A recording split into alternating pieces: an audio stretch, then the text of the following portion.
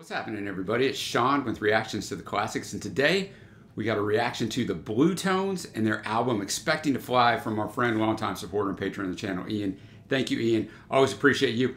I have never even heard of the Bluetones, but Ian gave us some background. I did some research, and we're going to dive into what is supposed to be a fantastic album. So first off, Ian says, it's 1995. I just finished school and about to start uni. The Bluetones happened, and I love them. I didn't know anything much about music other than I liked REM, Oasis, the Beatles, and Blur. That's a pretty good foursome to like. I'd found another band that chimed with me, so I was super excited for the Expecting to Fly album release in February of 1996. It seems many other people were too. The album went to #1 in the UK and was released and sold more than 300,000 copies. Not my personal favorite Bluetones album. He says he prefers Return to the Last Chance Saloon, but their most successful. Expecting to Fly was critically acclaimed and rode the rock revival of the mid-90s Britpop era. The album has a youthful, guitar-dominated but thoughtful feel and is well-produced. It doesn't have the rough edges you would expect from our first album and is very consistent. A couple of tracks away from being a classic. And the Bluetones are a very competent band and technically impressive live, he says, but the stage presence and talent of Mark Morris is what lifts them from the average to one of the best Britpop era bands. Mark can carry a room by himself for a solo performance, and I rank him right up there with Noel Gallagher, Damon Albarn, and Jarvis Cocker of the 90s British songwriters. High praise. He's also a very friendly guy, happy to chat after gigs to the punters. So I found they're an English indie rock band formed in Greater London in 1993. The band members, as Ian had said, Mark Morris on vocals, Adam Devlin on guitar, Scott Morris on bass guitar, and Ed Chesters on drums.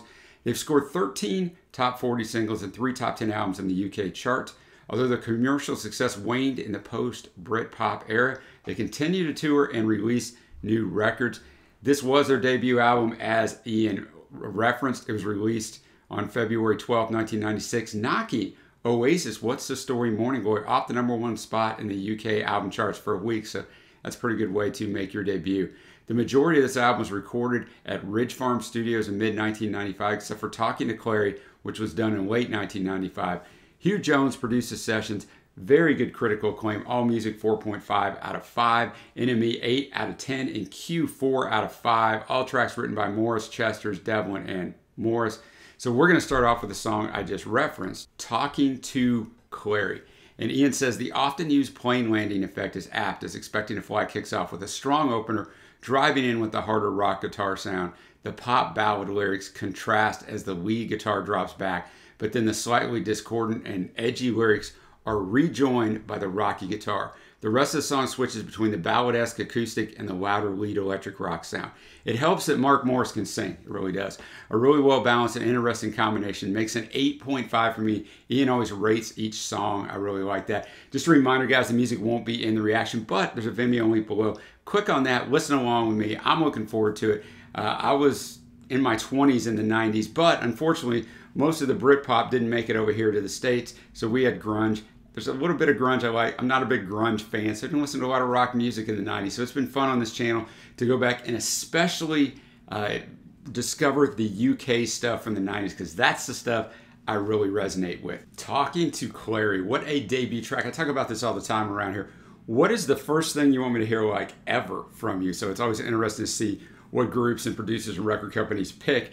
Obviously, we had the great plane effects coming in, as Ian was talking about, and then a slow guitar build. We didn't get lyrics till 1:41 in, and so I thought that was pretty cool. And the first verse took a while to unfold. We didn't get the second verse till about 2:41, and a full minute later. So it's always dangerous to come in with a 7-minute track, nearly 7-minute track as your first track, but it worked. You know, obviously the instrumentation was fantastic. I always say this in the Britpop stuff, you gotta have fantastic guitars, fantastic drumming. Singing is somewhat optional. It has to be passable, but it doesn't have to be fantastic. But I like what I hear so far from Mark. You know, and they're talking about, I don't have to be feeling down to speak of you, but I'll visit you not only when I'm feeling blue. You make me happy when I was happy to start with. You make my life so precious and so easy to part with. So I don't come to you just to get cheered up. Even when I'm happy, you make me happier. Life rolls around, teaches us nothing, so why am I still around waiting for something? Do you have the answers to all my questions? Maybe not, but I like to hear your suggestions. Talk to me, you don't talk to me. I try to look up what Clary is. Is Clary a girl? Is Clary a thing? I found a few definitions of Clary, but it may be beyond my scope, either just because I don't know or because I live in the States. Finishes out with the same verse 3 times. So it's interesting. Communication is burned. I can't understand a word, though. There's nothing to be heard. It's all gone quite absurd. But just the atmosphere of this works fantastic. A very good opening track. Now we're going to go to the second track. You see it below Bluetonic. Ian said, the second Bluestone single I bought. The Brit pop sound piles in here. It feels like the record company had passed instructions to the band to write something popular. Boy, did they succeed. A song to see live with the crowd pressed in around you and jumping in unison, all singing along, all knowing the words and when to cut in for the next verse. Always fun.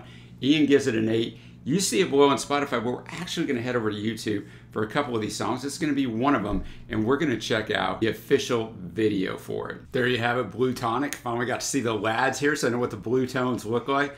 Nice little video.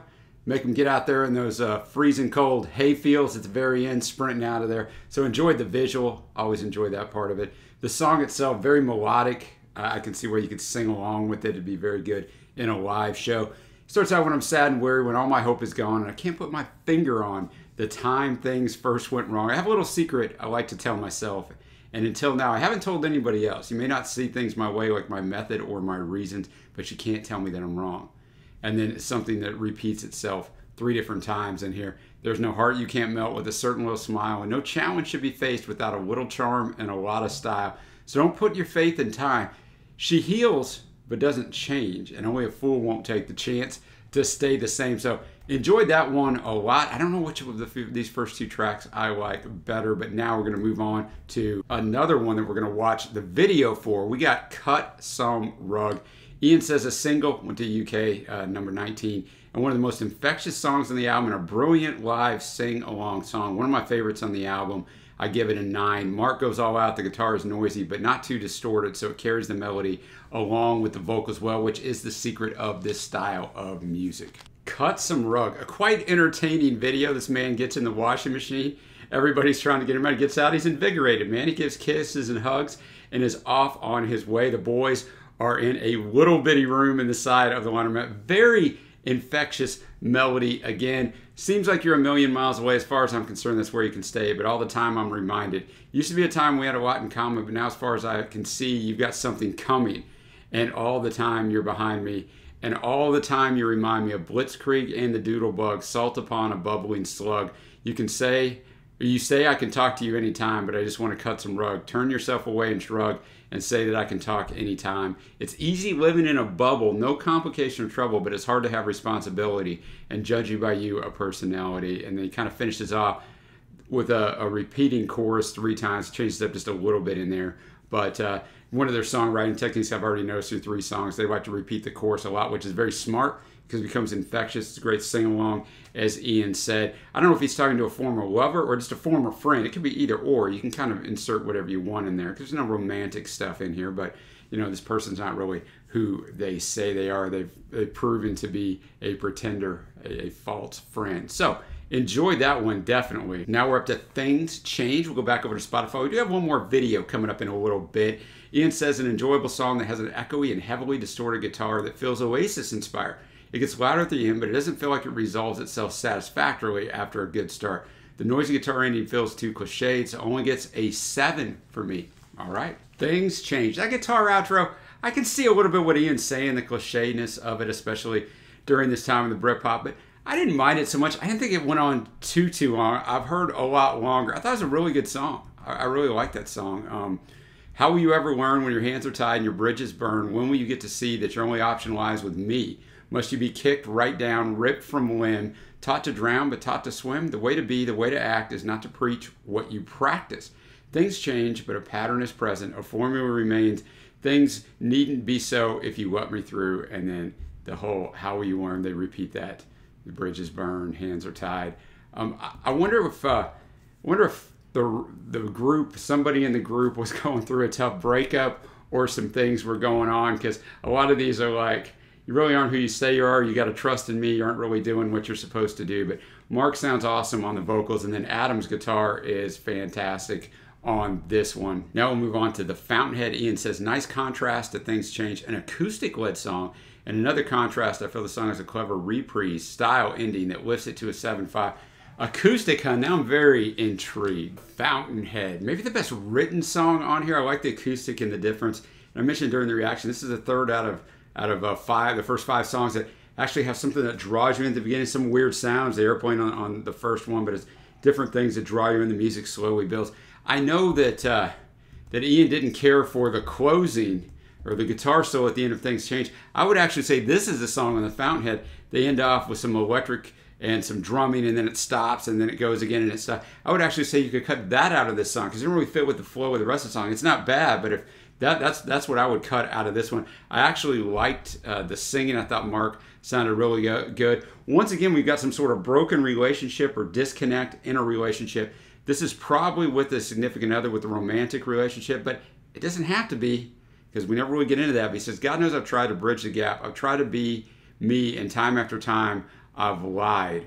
Just to say things you wanted to hear. Look what I've done. Look what I do. I'm starting to pull myself through. Hell could feasibly freeze, but in your eyes, I'll always be the Fountainhead, the boys whose thoughts keep running away, and you know I'm right. So maybe he was a different kind of guy earlier on in his life. Maybe he's kind of fly by night, do this, do that. I don't know, but he's different now. But I think the overarching theme is, this is so true in life, I've experienced it, is once people know you a certain way, that's how they'll always view you. Even if you've changed totally, they'll always view you as this guy and go, yeah, but man, don't you remember when you used to do and this? And they won't ever see the new you or the different you. So that's a tough thing to overcome in life. But I think this is a really well-written song. And no matter how bad I want to say can't be trusted, this is the next track, Can't Be Trusted. Ian says one of Mark's stronger vocal performances. He has an expressiveness that conveys feeling. The instrumental sections are well executed. They use soft section, loud section structure well here. A 7.75 for Ian. I like the old soft, loud dichotomy. Can't Be Trusted. Great guitar work from Adam. Great drums from Ed. You know, on Britpop, a lot of times the bass gets forgot. Scott Morris does a great job. You know, the bass is not going to be pushed to the forefront most of the time on a lot of this Britpop stuff, but he does a good job. And Mark is an excellent vocalist. Once again, man, there's some relationship issues here. Who is she to say you can't be trusted? And come to think of it, how does she know? Her doubt is just her faith in disappointment. That's a great line. Her doubt is just her faith in disappointment. She can't be blamed if she decides to go. In other words, man, this girl just wants to look at the worst side of things all the time, right? She actually finds comfort in that. Her doubt is her faith. She has faith in disappointment. Her dignity is what makes her an angel. You know she needs it more than she needs you. It doesn't pay to take these things for granted. It's something which you always seem to do. You always seem to do. But she just wants to spend some time with you, just a minute or just a moment. You're like, okay, that's great. Just long enough to throw one clean punch. So now you've reached the point where she sees through you, your low self-esteem and lack of self-control. Everything she handed to you, and what she didn't give you, you stole. You couldn't have, so you stole. Sometimes I stop to question it all. Must I look at the stars and live in the dirt when all I have to show for my doubt is a blow to the lip and some blood on my shirt? I read you the entire lyrics. I thought they were clever. I thought they were really well written. Enjoyed that one. Now we're going to go to another YouTube vid. We got Slight Return. Ian says the band's most popular song going to number 2 in the UK. This isn't a song that's grown old for me. Every play is a welcome return. So it gets a 9.5 for me. One of the songs me and my college friends would dance around to in the Happy Wednesday Club in Milton Keynes back in the day. Shout out to those guys. All right, video time. Slight Return, my favorite song on here so far. Just so catchy, right? The video, he's coming home, man. All these people come. We got women pushing the baby carriages. You got a group running as the dog's coming up beside them. You've got the handoff of the paper. Maybe it's the lyrics of the band until it gets to Scott. Really good job. I like the way it comes full circle. It starts out with the clock, and then he goes and looks in the other room, and he and the band are playing. Then he takes off. When he comes back, he and the band are still. He goes back and sits down, and right when he sits down and it ends, it goes from 9:10 to 9:11. Only 1 minute has passed. The song itself, where did you go when things went wrong for you? When the knives came out for you, where did you go? All you needed was a friend. You just have to ask, and then that infectious chorus, you don't have to have the solution. You've got to understand the problem, and don't go hoping for a miracle. All this will fade away. So I'm coming home. I'm coming home. I'm not going to butcher that, although I just did. But what a fantastic song. Now we'll go to Putting Out Fires. Ian says this song has a few nice rhymes and clever lyrics.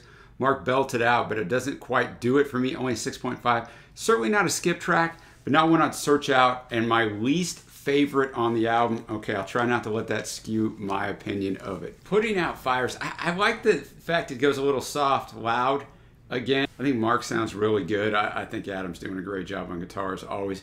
If we put our heads together, I think we can salvage it. If we ride the stormy weather, will we really benefit? Is there anything left to save now anyway?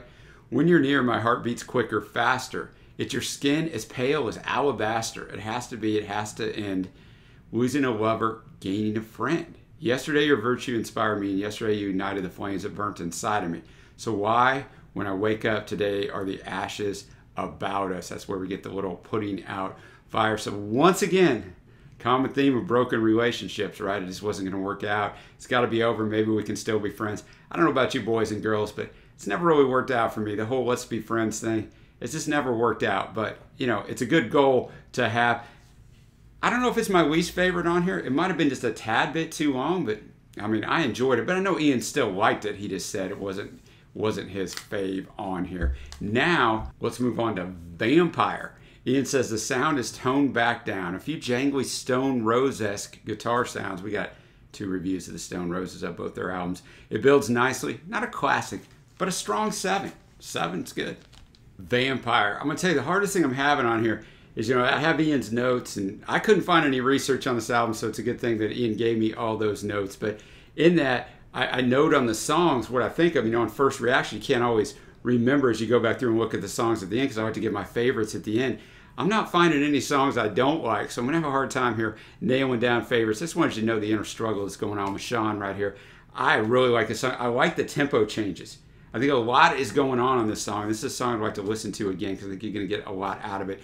But you left me unguided. You left me divided with room to complain. So I'll say in this song, the wait is too long. I thought I had seen it. I thought I had learned. There's something around each corner I turn. Can't stay still forever, caught to get it together. If you'd seen with these eyes and live with these lies.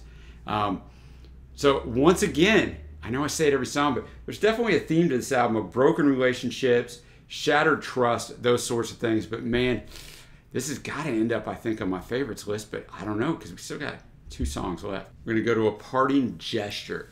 Ian says this song has a nice blues sound, quite different, with mouth organ kicking in later. The song seems to be heading for a 7 or 7.5, but then the outro arrives. Quote, you make me act like a fool over you, which always reminds me of Fool on the Hill for some reason, and lifts this up to an 8.5. Ian says probably because he's such a Beatles nut. I can relate to that. Let's check it out.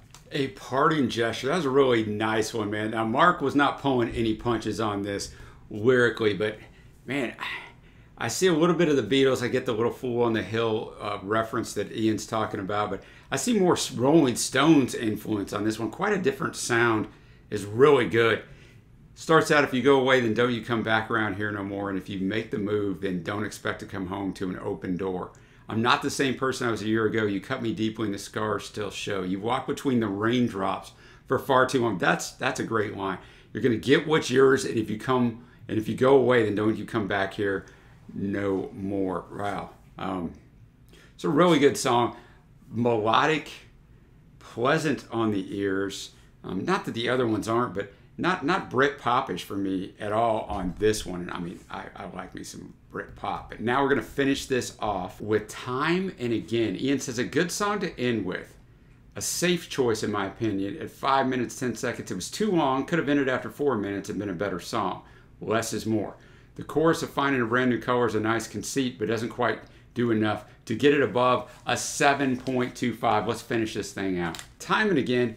I can see what Ian says. This goes a little bit too long. Could have ended at 4 minutes. Powerful lyrics. I think this time, I mean, it's obviously in a bad way. Nothing I can do could ever bring back bring those feelings back. I've taken everything. My body is a bloated sack. The days behind me start rolling into months. Is time running out? My head feels too heavy. My legs feel too weak. All I can do now is sleep. Second verse, everything is empty now. The things I know are gone. Darkness lays dormant. Now a color once shone. Compromise my consciousness to get me through the day. Is this my reward? It goes on and on. If I found a brand new color, something no one had ever seen, I dug it right up there in my garden. That would be the greatest thing. This is more about depression for me, I think. You know, his life is not going the right way, and it just seems to be getting worse and worse. I did enjoy the instrumentation on here, as I did on the entire album. I mean, Scott Morris actually got a start on the bass on this one. The song actually starts off with some bass. You got to showcase him a little bit, but I mean, throughout the album, the musicianship is fantastic. Now I'll intertwine my thoughts and Ian's thoughts. Ian says at the end of this album, so where does this album sit in the greatest albums of all time? For me, it's clearly not one of the greatest British albums of all time, but might be pushing for the top 10 of the 90s. And one of my favorite albums from 1996. The second side is good, but not as good as the first. He said Mark Morris and the Bluetones are squarely in the middle of the Britpop sound and clearly are my era of music for Ian. I've seen them a dozen times, had some very memorable, sweaty gigs. One in particular at the Northampton Roadmender sticks in my mind. Ian's favorites, he says, Slight Return, Just Pips, Cut Some Rug for the top spot for me. That's going to take me to my favorites, and that is very difficult as I'm looking at the notes I made on every... I don't know, I'm just going to run these down, man. I mean, my faves are going to be, and there's only 11 songs on here, and there's 1, 2, 3, 4, 5, 6, 7, 8 songs that are my favorites, but that's just how it goes. I thought Talking to Claire was a good way to start. Maybe you could tell me that's an honorable mention. I'll go honorable mention with that. I'll go honorable mention with the Fountainhead, the acoustic-led song. I thought was really good. I thought it was really well written. Faves, I'll go Blue Tonic, Cut Some Rug, Slight Return is my favorite. I like Can't Be Trusted. I love that soft, loud dynamic and very clever lyrics. Vampire, I put on there maybe a fave, so that could go fave or honorable mention. Different tempo changes, jangly, I like that. A Parting Gesture, very good. So those are all up there amongst my favorites. Now I'll go to my overall score for the album. First, we'll look at what Ian says. He says, overall, I think this album doesn't try to be too clever. It's an honest, I agree with that too. Well-written set of Britpop songs and shows tremendous talent, and Mark Morris really stamps his personality on it.